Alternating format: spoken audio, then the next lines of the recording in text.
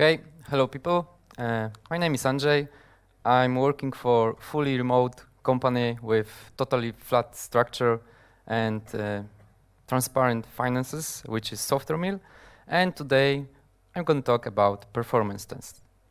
As I mentioned in presentation description, it doesn't matter which technology you are using. If you need to test performance of your system, of your application, it will be pain in the... Let's say you will get frustrated, you will get angry, you will fail many times. And the purpose of this presentation is basically to save your time and show most common and not so common problems in this area. So when the time comes, you will be ready for them. A few disclaimers before we start. This presentation is heavily based on my previous talk, performance tests with Gatling. Anyone saw this before? Okay, so the feedback was that, okay, this is nice, but if you extend the more general part, it will be even better. So here I am. Second, I want to cover benchmarking of whole web systems, not some micro benchmarking of some part of the code of a single method, because this is a totally different topic. And the last, you need to, I would like to, or I encourage you, but let's say you need to remember only 3 things after this talk. Really easy stuff, basics. But as a wise man said, sometimes the easiest things are the hardest to understand correctly and, let's say, holistically. Okay, so performance test. Who did some performance testing already? Good. So, how was it? Did you enjoy the experience? Were you happy with the results after the first round? Yeah, I know this question is not very precise, and actually there's a trap in the question itself, because for me, good results, especially at the beginning of my testing, it's like worst case scenario, because I never know if I got really good results, or maybe I mess up with the test and I got them by accident or because of some crazy error.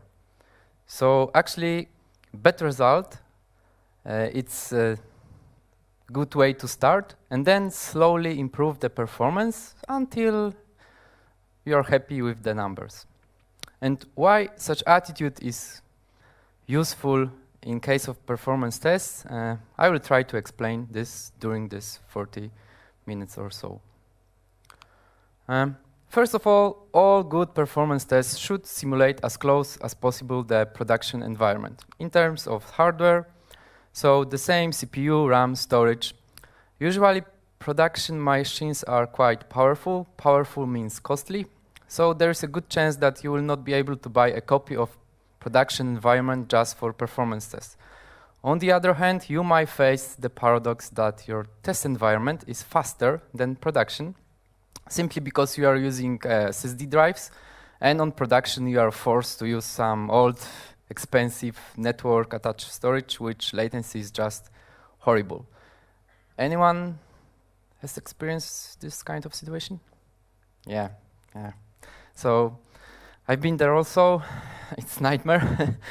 Okay, next, software. So the same version of operation system, virtualizations, databases, and this could be sometimes hard to achieve because of some crazy licensing policy.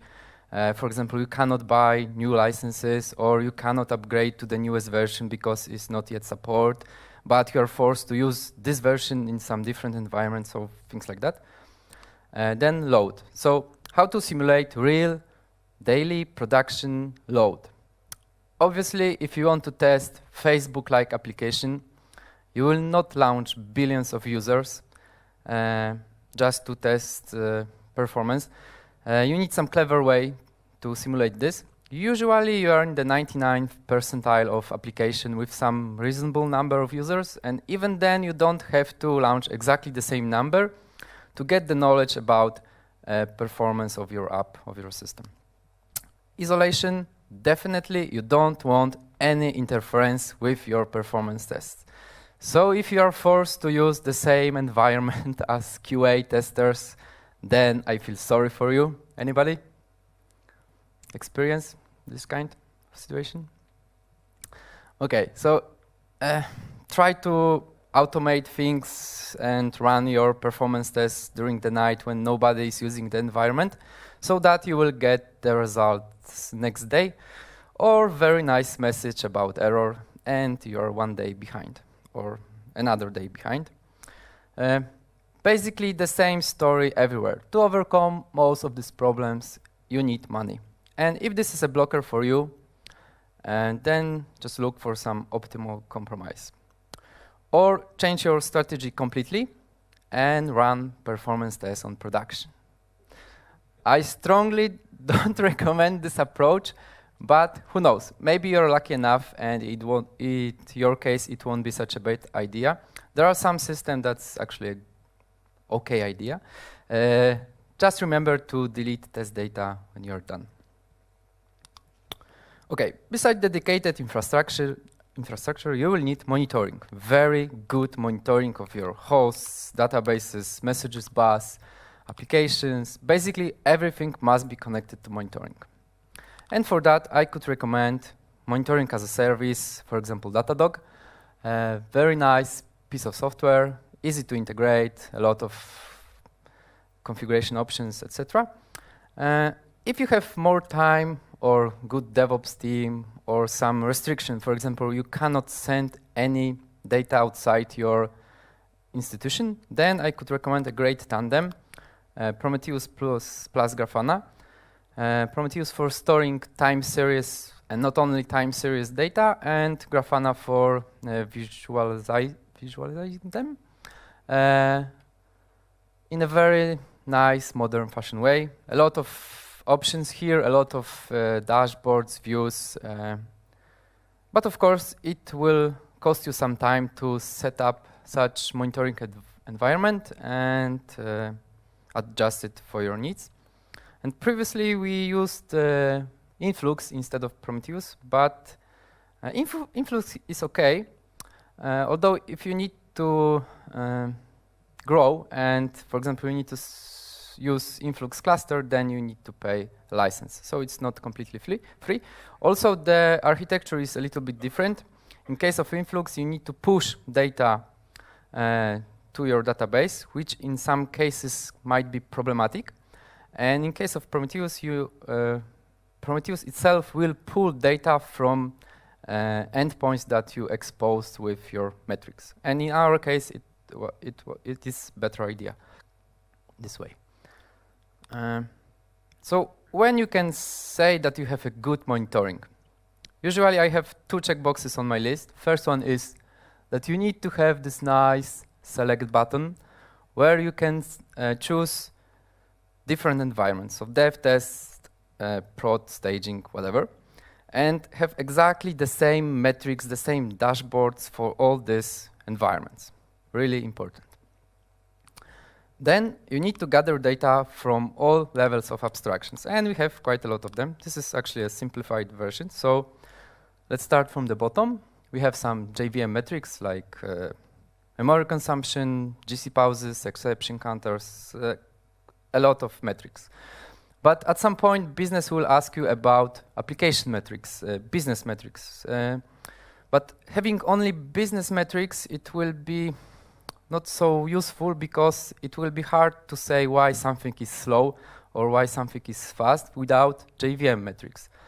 On the other hand, only JVM metrics are also useless because for business, long GC pause is like, who cares? I want to have my feature faster.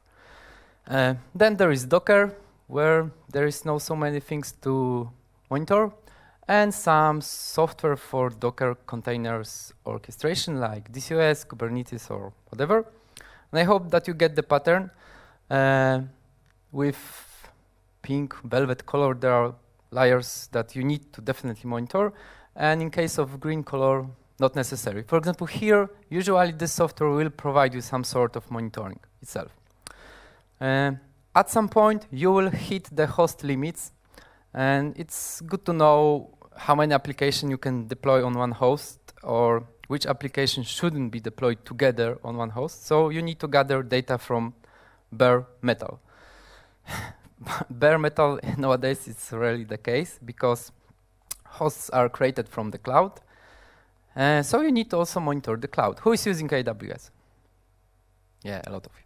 So I'm also using it. There are on AWS, for example, these T machines.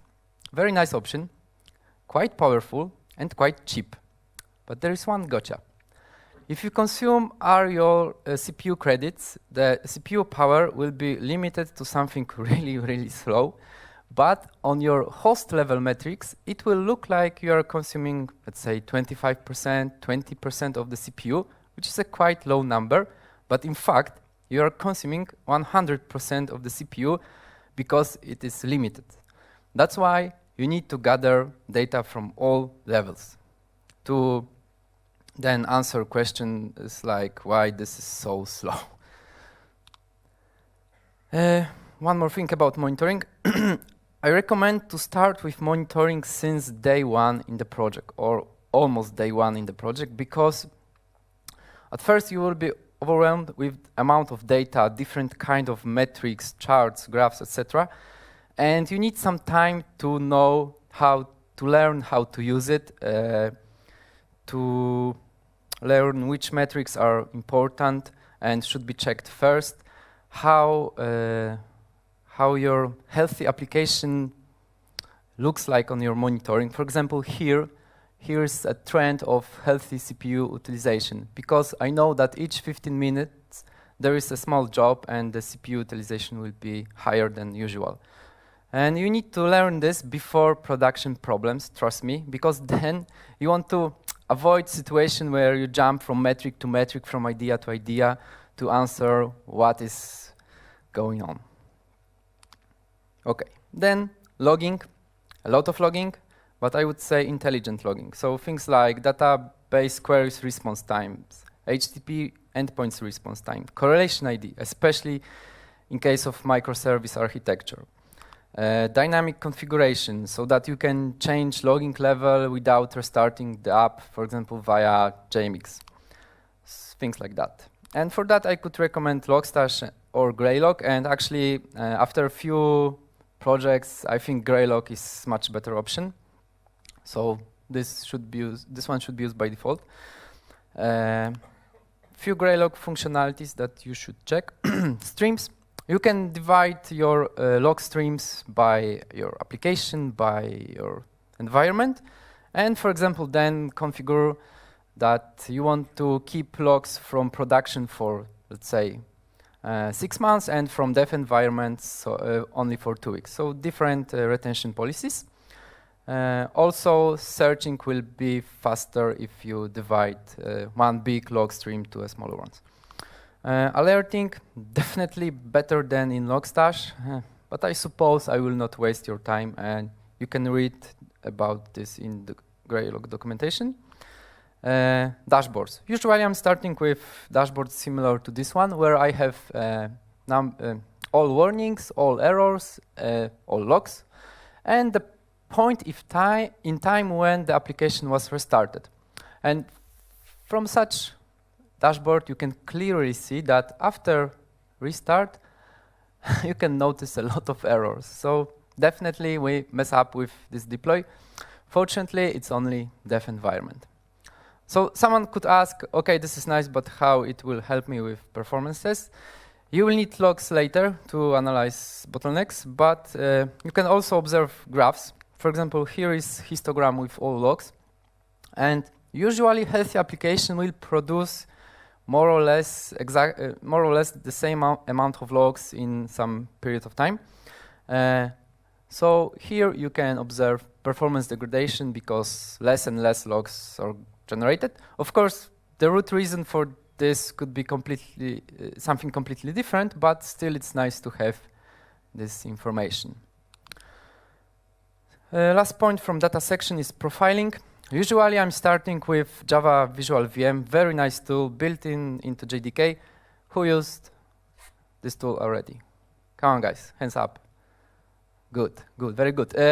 If you never use it, then you cannot say that you are a senior developer. I'm sorry I said that, but this is something you should think about. So yeah, very easy tool. You just need to expose JMX connection and you can connect to your application production and get some JVM metrics. There is a sampler, which is not so detailed and precise as normal profiler, but it will give you, for example, some information like which method is using the CPU the most right now or what is on your heap. There are some plugins, for example, I often using plugin for ambience management. Also, there is a plugin for GC algorithm visualization. Yeah, it's kind of fun to observe this in real time, especially from production. If this is not enough for you, and at some point it will not be, then you should jump to Java Mission Control and Flight Recorder. And in my humble opinion, and not only my opinion, this is the best profiler that currently exists on the market. Also built into JDK, and similar to the monitoring, you'll get few Stack Overflow exceptions in your brain when you start using this tool, because the amount of data that this tool could provide to you about JVM behavior is like, whoa. You cannot process it in one iteration, but slowly you will learn how to use it. Usually I'm starting with some hot threads, hot methods, and then expanding the tree until I find something interesting. So I think it's a good way to start with using this tool. There's one more tool, Honest Profiler. To be honest, I never use it, but from good sources I know that it's quite good profiler. Completely free, and it will not lie to you about your JVM. So I think it's worth a try. And someone could ask, okay, why do I need so many data? One of the aims of profiling performances is to find potential bottlenecks. And without data, you're just another person with an opinion. Nothing more, that's it, trust me. And usually, I'm dedicating this slide to my former technical leader because he pasted this guy so many times on our Slack channel that I started to hate him. But overall, it was a good lesson.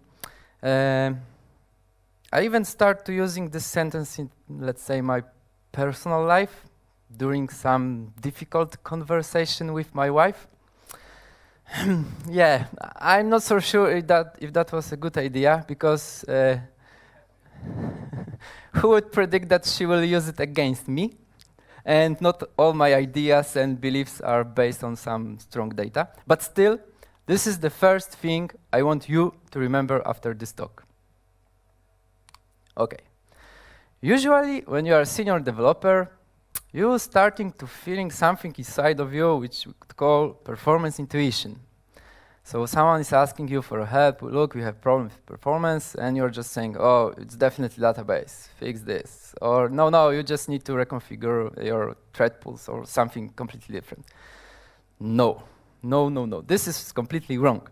Usually after such tip, the performance will be the same, or it could be even worse. And the algorithm is pretty simple. First, collect the data. So monitoring, logging, profiling. Then find the bottleneck based on that data. Fix the bottleneck, but fix only one bottleneck at a time, not all bottlenecks. Collect the data again and check your assumption. Is it better? How much is it better? Maybe it's worse. And go to step number 1. Unfortunately, even if you're aware of this procedure, the temptation to skip step number 1 or step number 4 is so intensive that you will do it. Sooner or later, you will do it. I will do it. Everybody will do it. Why?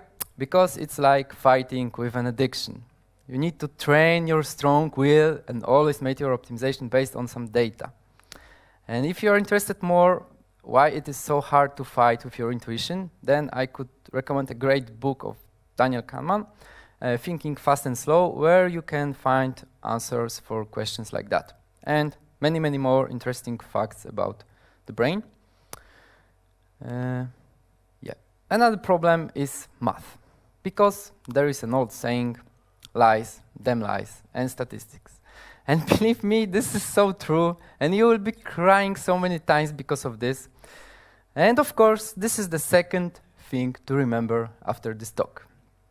Maybe not only the sentence, but the whole slide. So let's say we have a chart with response times like on the slide, and clearly there is something wrong with this last response. So if you use only arithmetic mean, basically arithmetic mean is useless. It's not possible to spot a problem using only arithmetic mean. Median, even more useless. Standard deviation, also useless. Standard deviation is okay only for normal distribution. And normal distribution in case of IT systems is quite rare, in my opinion. Another example of statistic nature could be Anscombe's quartet, which determines 4 different datasets with nearly identical simple statistical properties, yet appear completely differently when represented as a graph. So imagine that those are your performance characteristics. The same numbers, completely different characteristics. Crazy. So what should we use then? And my answer is percentiles. In my opinion, this is the best metrics to get the overall view of performance characteristic of your application.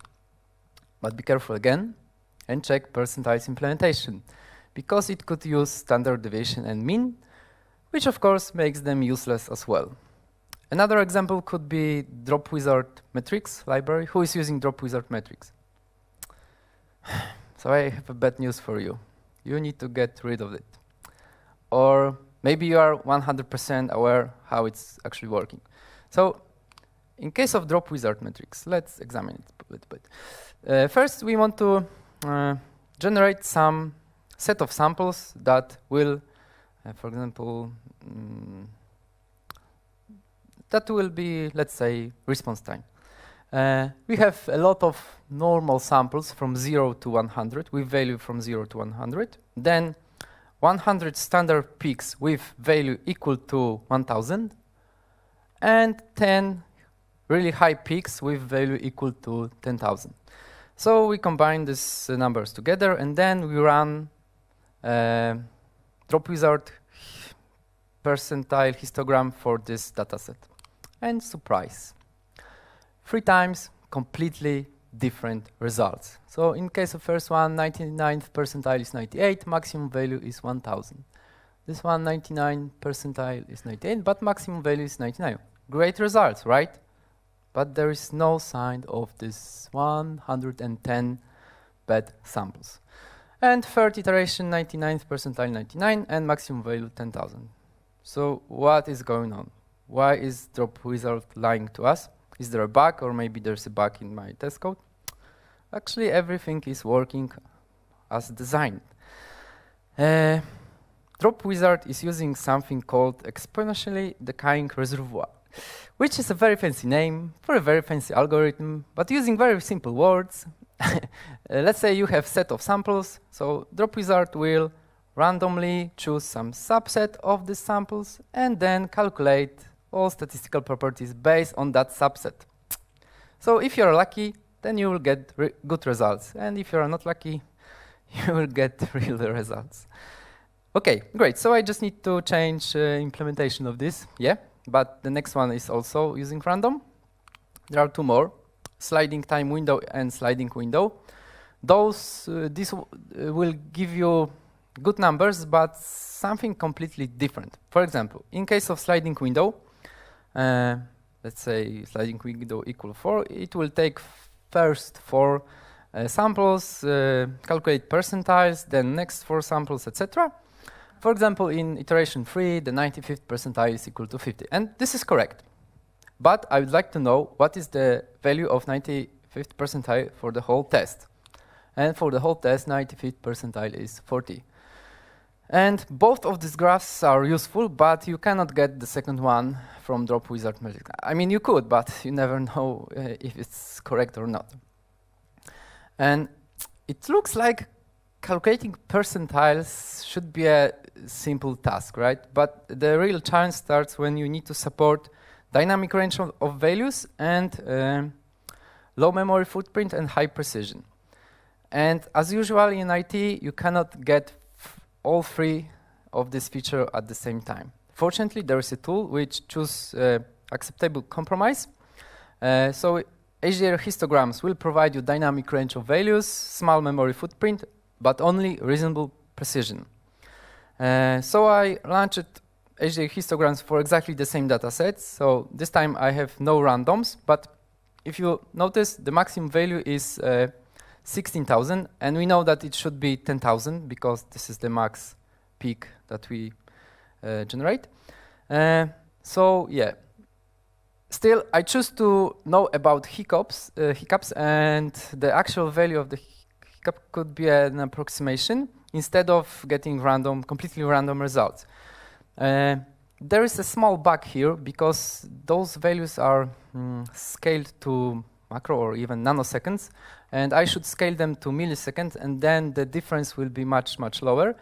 But I leave it like as it is, just to show you that you need to trade something for good percentiles, and in this case it's precision. But in reality, the difference between the values will be much, much lower. So don't worry, and for percentiles, only HDA histograms. So the next question could be, so which percentile should I be worried about? Who will vote for 95th? In what context? Okay. It's general context. Okay, in context of your HTTP endpoints response. How many requests are you getting? Actually, it doesn't matter. Okay, 99, who will vote for 99? Okay, Sam, 3 nines. So in this case, the answer is all of them. Why? Because there is something called coordinate omission problem. And this is the third and the last thing to remember after this talk. This term was introduced by Gatling, which is my personal performance guru. Really recommend to watch his videos, presentation. This guy really knows things. So what is this coordinate omission problem? Let's say, I will explain you this using very simple example. Let's say you have 60 seconds for the whole test. And each second you start another request and wait for the response. And the responses are pretty fast. Let's say each second or each millisecond. It doesn't matter, just a matter of scale.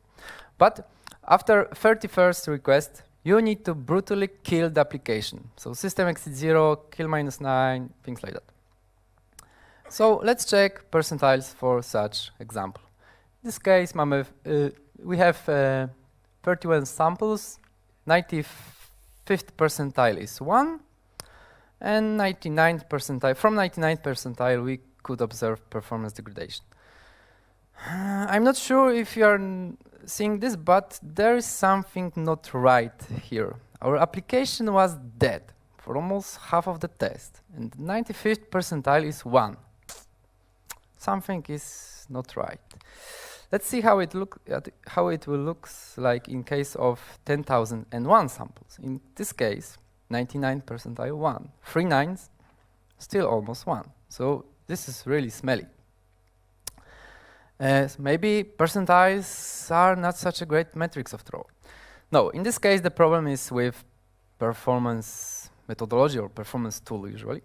So let's see how it will look like in real life scenario. In real life, we will not wait for response for request 31. We will start another request after 1 second, and then another, and another, and another. All of them will end with some error. But this way, we have half of the samples when the application was dead, and half of the samples when the application was healthy. And percentiles looks completely different. Number 50 is okay, it's 1, because half of the test the application was healthy, and we can clearly observe performance degradation since percentile number 70. Any questions? Good. I suppose this graph shows pretty well why this is so important. Let's say this orange line is your SLA contract. If you're able to deliver application with performance percentile histogram under this line, you will get a lot of money. I mean, a lot. And you test your application, tested. You're happy with the results, but your customer also tested. The blue line, of course. And you can say goodbye to your a lot of money contracts or ask for more time and fix the implementation.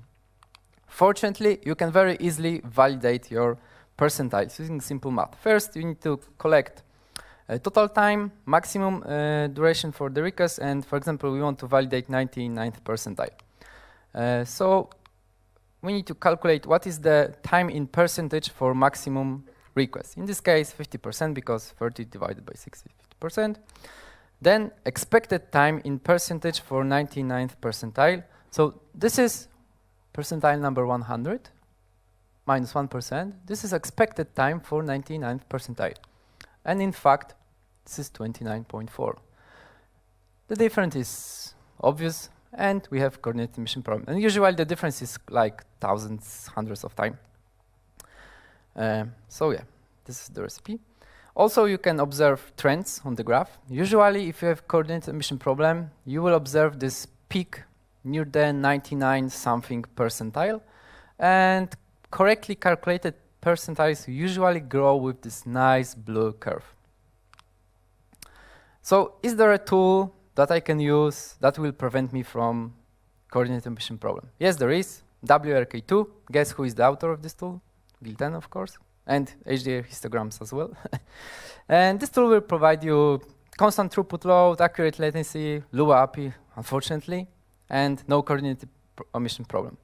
Am I using it? No. Why? Because like most of you, I'm doomed to coordinate emission problem.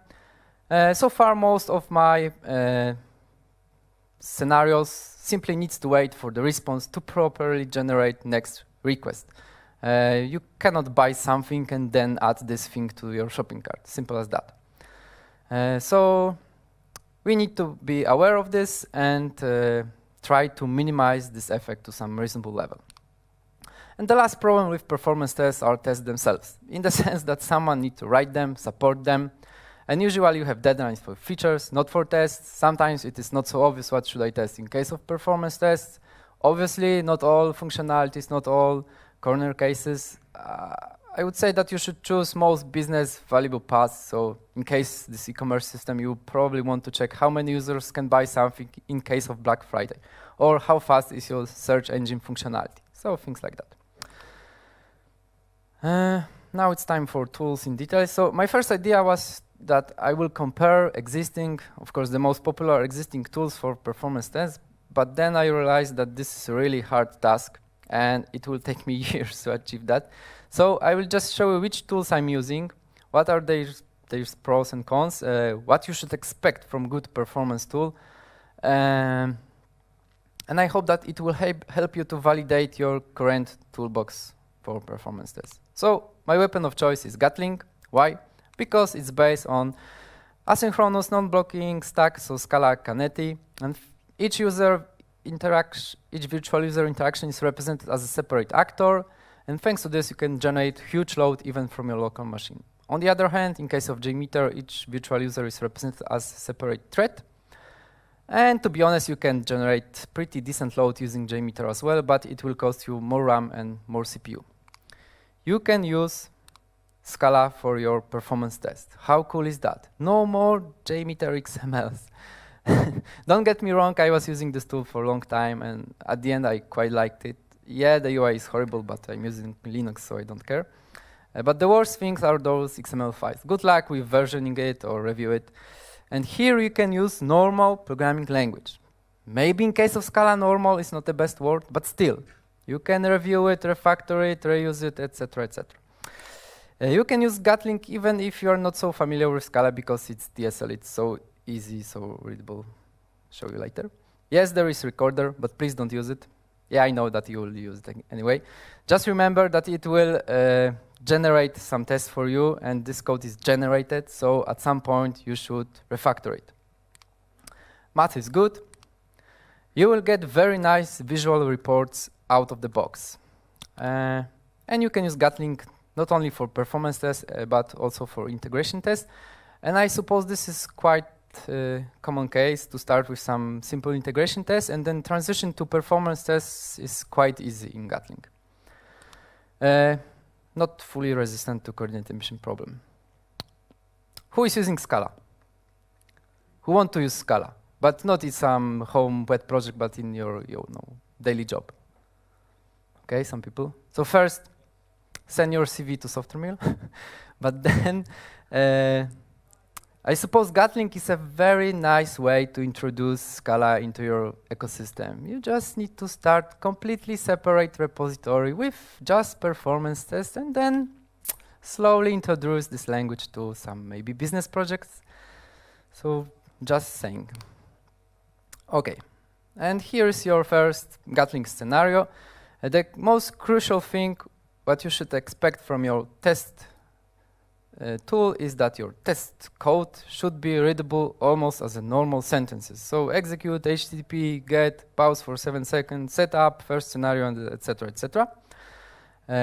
Second thing what you should expect is modularity. So a little more complex scenario, but once again, very simple techniques like method extraction, and you will get much nicer or readable code. And then you can divide complex scenario to smaller ones and then combine them together and create more and more complex business cases. Questions? Good. More on DSL. So each response should be somehow validated. You can check the status like on the slide. You can check the payload using regular expressions. Actually, you can check everything in the payload using regular expression, maybe except binary payload. But I encourage you to use some built-in support for parsing JSON, XMLs, even CSS selectors in case your response is an HTML code. I will not waste your time and explain how to use it, but what is worth to mention here is that you can save some part of the request and use it later in another request. And thanks to this, you can generate some real business flows. Looping. Usually, most of the tools will provide you some sort of looping. Here is basic repeat loop. There is also for each, during, as long as, forever. Polling. Concept similar to loop, but in this case, your scenario can move forward and polling will be executed in, let's say, scenario background. Conditions, so classic if else, switch, random switch. I very often using random switch. Very useful. Error management. Okay, this is important. Let's say you want to send money from Alice to Bob, but the communication between them is completely asynchronous, for example, via Kafka. So if you check if money was received right after sending money, this check could fail, simply because the message from Kafka might not be consumed yet, but it will be eventually. So this check will probably pass after a few retries. And yes, you can use loop with some pause here, but using pauses in case of performance tests, it's not the best idea because you want to put maximum pressure on the system under test. So try max is the way to go. And this brings us to scenario setup, where you can define things like maximum duration of the test, how many users should be started at once, how many users should be started using some ramp over time. About starting users over time, there is really a lot of possibilities in Gatling, and it should be a lot of possibilities, because only this way you can simulate a real application production load. Oh yeah, and don't forget to say about coordinate emission problem. So instead of, let's say you have some business scenario, and you can repeat it 1,000 times in some sort of loop. But this way, you will accumulate coordinate emission problem. So instead of loop, you should launch 1,000 users that will use this scenario. You can specify global assertions. Let's say you can expect maximum response time less than 50 milliseconds, or failed request percentage equals 0. Yeah, about failed request percentage. Usually, in case of performance tests, you should expect some failed requests simply because of timeouts in case of heavy application load. So I would say some percentage is okay, What is the value? It depends on your application. It could be 0, it could be 2, 5. Throttling, very useful feature. In this case, your scenario will reach 100 requests per second within a 30-second ramp. Hold it for 1 minute, then jumps to 50 requests per second, and hold it for 2 hours. And this is especially useful in case of soak tests, where you want to, soak tests, very long performance tests, where you want to determine if your system can sustain continuous expected load. To provide some random or unique data for your virtual users, you will need feeders. And feeder is just a simple map which keys could be accessed thanks to Gatling expression language, similar to the user session, this curly bracket. And you can create feeders manually, like on the slide. Not sure if you see this. Or use built-in support for parsing CSV, JSONs, or connect directly to JDBC, sitemap, or Redis, or many more. Yeah, reporting. This is so nice that I need to show you. So this is what you will get on console, but you will also get a very nice visual report in HTML, where you find all necessary performance indicator, useful and not useful. So there are percentiles, of course. Very nice graphs with response time distribution, response time percentiles over time, so sliding window. And this is calculated for all your actions, but you can use, for example, the slowest action for 95th percentile, which is, of course, search for. And now you'll get exactly the same metrics only for this one action. So quite useful.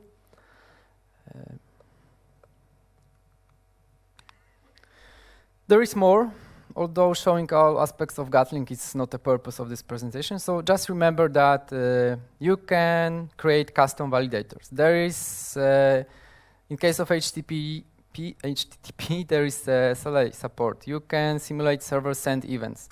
There is basic cookie support. You can use Gatling for testing WebSocket. And trust me, I tried different tools for testing WebSockets, and it was pure nightmare. Where in case of Gatling, the support is pretty nice. It's not so great like in case of HTTP communication, but still it's okay. You can use Gatling for testing JMS system. Actually, the whole architecture is pluginable, so you can use community plugins for testing Cassandra, Kafka, RabbitMQ. Recently, my friend created a plugin for testing 0MQ. So this is really, really nice. And proves that the project is not dead and community is quite active. So as I said, using Gatling you can generate huge load from your local machine. But to be honest, nowadays your application is probably deployed on many nodes in some crazy cluster system. So single host will not be able to put good pressure on such system. So instead of this, what you really want is something like this. And yes, you can achieve this manually. You just need to start few nodes, then upload the test code to these nodes, then start the test, then download the results and generate reports based on that results. And it sounds like a waste of time, because it is. You can use existing services for that, like Gatling FrontLine or Fluid.io. And yes, those services are not for free, but I suppose that your time is pretty expensive as well. So put more focus on tests themselves, not on how to launch them. Here is a screenshot from Fluid.io service, where you can find history of over 400 performance tests with some short summary. This one was against 5 C4 large machines. I generated 36,000 users, and the average response time was really, really bad. So here. Another test, different configuration, 3 M4 2X large machines, 38,000 users, a little bit better average response time, still not so good, but I hope you get the point that launching these tests manually will be a really irritating job. Even if you write some scripts, it will be a hard task. And here you just need to upload the test code and then select how many nodes you need to put pressure and that's it. Wait for the results. You can use different tests in case of Fluid.io, so JMeter or Selenium, although Selenium for performance tests, wow, maybe something like that exists. In case of Gatling FrontLine, of course, you are forced to use Gatling. But in this case, you are not forced to use AWS. You can choose different cloud provider, which is great.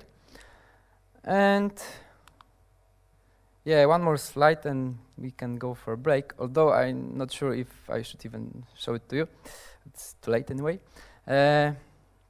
So imagine a situation that on some conference, just before my session with talk about performance tests with Gatling, some rockstar developer said that performance tests are useless. They are so problematic that you shouldn't even bother. And I was like, why did you do this to me, my friend? And now I will come to my presentation. So a little bit frustrated. But then I started to thinking, and because I'm a professional consultant, the answer to this question is, it depends. Depends on what? On the context. So first, I admit, performance tests is a really tough topic. They are very expensive, error-prone, problematic on so many different levels. And this guy context was that he started a startup company with some web application, and they have great detailed monitoring. So when they deploy new version, they can notice the performance problems like that because of this great monitoring. And then decide what to do with this. Maybe they should revert deploy or fix deploy or even ignore it. Because in case of some startup, new feature is more important than few milliseconds this way or that way. And yeah, I totally agree with such approach to choose most optimal solution for your case. But I suppose ignoring performance tests as a rule of thumb, it's not a wise idea, because there are some systems, actually a lot of them, where performance issue is a business issue. So the idea behind this slide is that in case of performance tests, you should question everything and everybody, including this whole presentation. So I will be more than happy if someone will ask me or write to me that I said something wrong, something stupid, because then I will learn something new. And actually, that was the last idea I wanted to share with you. If you have any questions, we have 2 minutes. Yeah, one question. One problem I've consistently run into is educating other engineers at whatever company I'm working on, well, virtually everything that you've covered in this talk. Have you had any success teaching it to people? Because in my experience, everyone is like, no, I don't know, I don't want to know, I don't care. It depends. There are some cases when people want to learn, and then the task is trivial, right? Because they just asking you, and you are not forced to just, look, you are doing this wrong, you should go this way or that way. So yeah, but I know what you are feeling, and here was the question. Yep.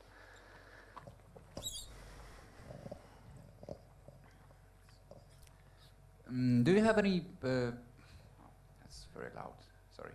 No problem. Any experience with testing, with recording and executing tests against single-page web applications? So a lot of JavaScript, some random AJAX requests? So yeah, this is probably the case for Selenium. But in this whole presentation, I was talking about testing endpoints, not some behavior on of your web page.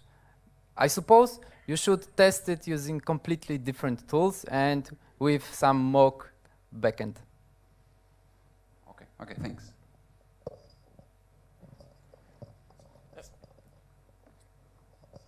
Have you ever used a JProfiler tool? And if yes, what is your opinion about this equipment? Never, but from what I understand, JProfiler using different approach than honest profiler, and sometimes it could lie to you about JVM. But I suppose that if you are not testing like microseconds and you are just concerning about milliseconds, any profiler will be a good idea. But still, I suppose that Java Machine Control is the best tool. There is one gotcha here. It's not for free. You can use it for test dev environment, but for production you should pay the license. But there are rumors that it will be merged into Java 11 release into OpenJDK. So I think it's a very good move from Oracle. No, not in 10. I guess it is right now, week or 2 weeks ago, Java Machine Control was open source, but 2 weeks ago, okay, you might be right. So I need to check it, sorry. Hey, short question, good talk. So I'm curious about your experience of keeping the tests actually running all the time. Do you do anything? Yeah, like that? this is because you use the phrase test. And I always talk about these things as a benchmark, and very often they're like, yeah, I do the benchmark, and it ends up being kind of dead. And then 6 months in, I run the benchmark again. But yeah, it's always the same question. So the holy grail of performance test is to have a step in your Jenkins build that will launch performance testing before deploying your application. But to be honest, it's quite costly to have such pipeline. So usually, because you need completely separate environment, and yes, you can have whole environment in some scripts. Still, it will take time to set up the whole thing. So it's problematic to have this on a daily basis, but it's a holy grail, in my opinion.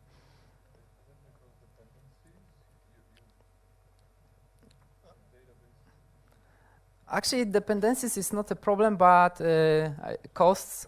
Each time you need to start these nodes and time. Just a comment on that. I don't think it's a question of whether or not it's hard, because everything is hard. A build pipeline is hard. It's a question of how endemic it is to your business. If whatever it is you're working on is performance-centric, like if you're building Akka or a database or something else, then you gotta have it. It's your business. Yeah, totally agree.